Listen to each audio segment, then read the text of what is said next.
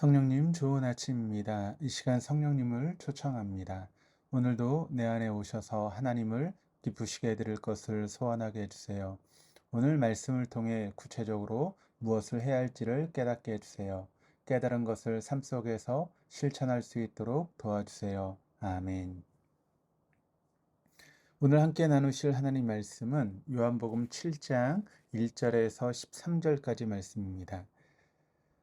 유대인들의 큰 명절이 되면 각지에 흩어져 살던 디아스포라 유대인들은 예루살렘으로 몰려들곤 했었는데, 오늘 본문에 보면 유대인들이 지키는 3대 명절 중에 하나인 초막절이 가까우고 있었습니다.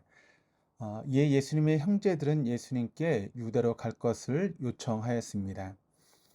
그런데 그들의 의도는 단순히 예수님께서 명절을 지키시기를 바라는 마음에서의 차원이 아니었습니다. 오늘 본문 3절, 4절이 이렇게 기록을 합니다. 그 형제들이 예수께 이르되 당신이 행하는 일을 제자들도 보게 여기를 떠나 유대로 갔어 스로 나타나기를 구하면서 묻혀서 일하는 사람이 없나니 이 일을 행하려 하거든 자신을 세상에 나타내소서 하니.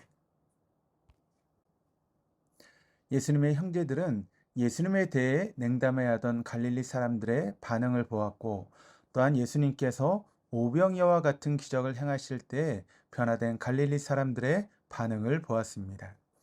만일 많은 사람들이 모여드는 초막절 예루살렘에서 갈릴리에서와 같은 기적을 행하게 된다면 상당한 명성과 함께 세력을 얻을 수 있을 것으로 예수님의 형제들은 생각했던 것입니다.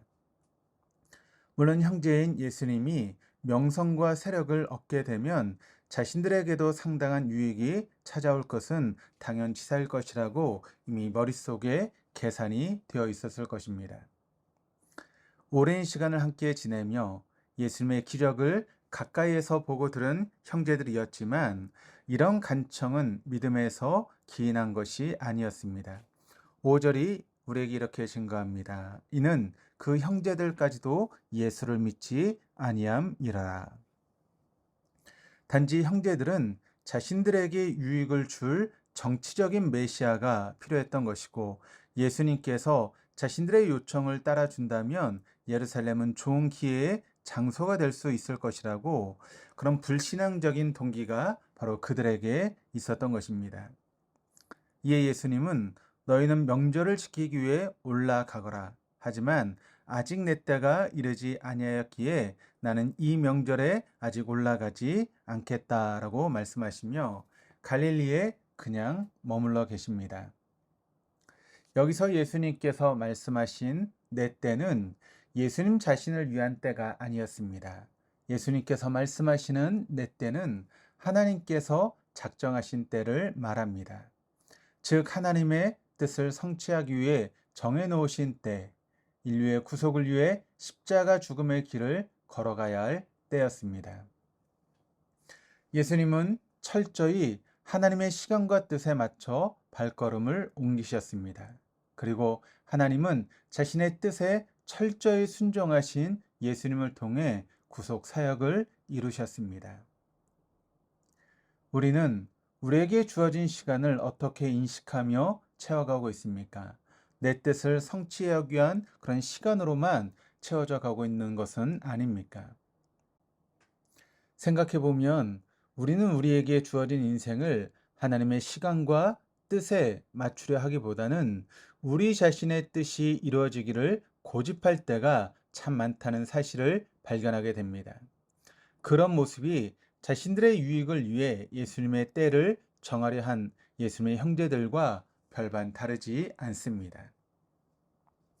나 자신의 뜻을 성취하기 위해서만 우리에게 주어진 인생을 살아간다면 우리 인생에 섭리하셔서 우리를 이끄시고 세밀하게 역사하시는 주님의 손길을 느낄 수 없습니다. 반면 주님을 위해 주님께 시선을 맞추어 우리에게 주어진 시간을 우리가 살아간다면 어떠한 형편이건 그 속에서 세밀하게 역사하셔서 당신의 뜻을 이루어 가시는 주님의 손길을 느낄 수 있게 됩니다. 그리고 그것이 우리에게 무엇보다도 큰 기쁨이요 평안이 될 것입니다. 초막절은 유대인들에게 큰 의미가 있는 명절이었습니다. 과거 이스라엘 백성이 출애굽한 광야에서 40년 동안 장막 생활했던 것을 기념하는 그런 절기입니다. 이 명절에 행해졌던 중요한 행사 중의 하나는 이 기간 동안 매일 제사장이 금으로 만든 물단지로 실로암 연못에서 물을 길어와 제단에 붓는 의식이었습니다. 이 의식은 광야 생활 중에 물이 없을 때 반석에서 생수를 내게 하신 그 사건을 상기시켜 주는 것이었고, 이 의식을 치르는 동안 수많은 사람들이 환호하였습니다. 그리고 초막절 마지막 날을 구원의 날로 지켰습니다. 이 날이 지난해의 죄를 용서받을 수 있는 마지막 사죄의 날이라 믿었고, 그래서 마지막 날 제단에 물을 부으며 사죄의 은총에 감사했습니다. 이처럼 유대인들은 영원히 목마르지 아니할 생수를 내시고 구원의 길을 내실 메시아를 간절히 고대하며 기다렸습니다. 그리고 마침내 초막절의 진정한 주인공이시며 그토록 그들이 고대하던 메시아인 예수님이 오셨음에도 그 메시아를 알아보지 못하였습니다. 뿐만 아니라 오히려 정의와 공의를 말하는 예수님을 미워하고 죽이려고 했습니다. 그들은 메시아를 고대하는 의식을 열정적으로 행했지만 모순적이게도 그 의식의 주인공은 자기 자신이었습니다. 다시 말해 그렇게 철저하게 행했던 그들의 의식에는 진정한 주인공이 빠진 채 그들 스스로를 만족시키기 위한 의식으로 변질되어 버렸습니다. 이들을 보며 우리를 돌아보아야 합니다. 오늘 우리의 삶은 어떻고 예배는 어떻습니까? 주님이 우리의 삶과 예배의 진정한 주인으로 좌정하시길 간절히 고대하면서도 여전히 그 자리의 주인은 내가 아닙니까?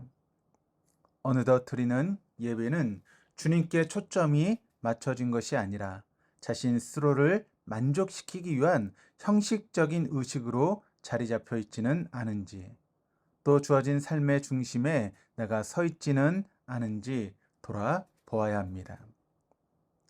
만일 우리가 주님의 시선에 우리를 맞추려 하지 않고 우리 자신을 위해서만 인생을 소비하고 또 우리의 예배가 주님이 빠진 의식에만 치우쳐 있다면 우리의 삶은 부와 번영을 목적 삼는 자리로 나아가게 될 것입니다. 그러나 매일의 삶과 드리는 예배가 하나님의 시선을 향하고 있다면 우린 누구보다 열심히 일한 후에 당연히 누릴 수 있는 권리와 몫을 누군가를 위해 기꺼이 포기할 줄 아는 넉넉한 마음을 가진 자로 살아가게 될 것입니다. 그리고 이런 우리의 삶을 통해 복음은 세상의 더 깊은 곳으로 흘러 들어가게 될 것입니다. 그런 삶을 살아갈 수 있는 저와 여러분, 우리 모두가 되어줄 수 있기를 주님의 이름으로 축원합니다. 기도하시겠습니다. 하나님, 예수님은 우리가 걸어가야 할 길을 친히 삶의 모범으로 보여주셨음에도 우리는 여전히 듣지도 보지도 못한 모습처럼 나를 위해서만 살아가고 있습니다.